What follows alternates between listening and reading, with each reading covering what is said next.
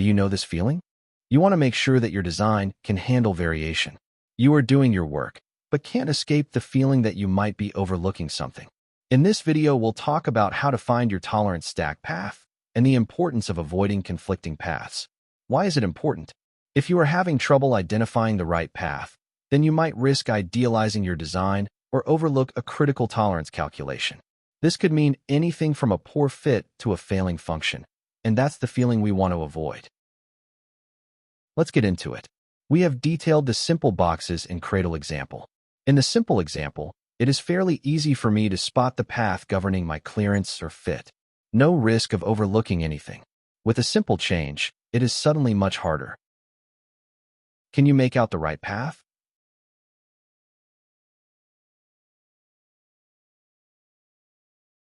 The human eye can easily be deceived if I don't have help, and that's even for very simple cases. I can illustrate it by using my Pathfinder tool here. I select the parts in my point of interest, and I also select the direction of my clearance and hit save.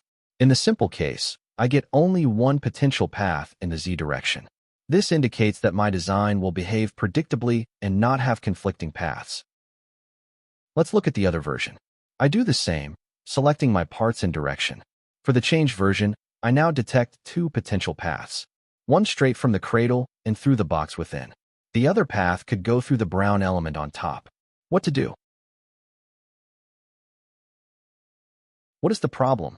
Well, my small change has created a risk of conflicting paths. Sometimes it will be the green part controlling, sometimes it will be the brown. It may seem trivial, but engineers often struggle with the downstream effects of this problem. When I have conflicting paths, my design is not predictable. This drives additional drawing specs to control the outcome, added work, no or low validity of my calculation, or inability to match test results to calculations. All in all, I lose momentum in development and get bogged down in quality and verification work. The trick is designed to maintain predictability, basically meaning that you want to avoid overconstraints in your design, causing conflicting paths. You can find more on this topic on our website at rd8.tech. In the real world, a simple example would be a chair with an unreasonable amount of legs. Kind of like this one.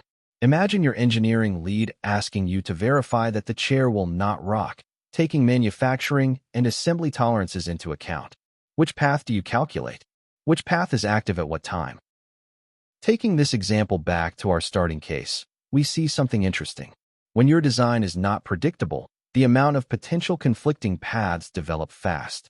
In other words, time spent checking for and eliminating unnecessary paths is well spent and will save your colleagues a lot of frustration down the line. We hope you found this video interesting.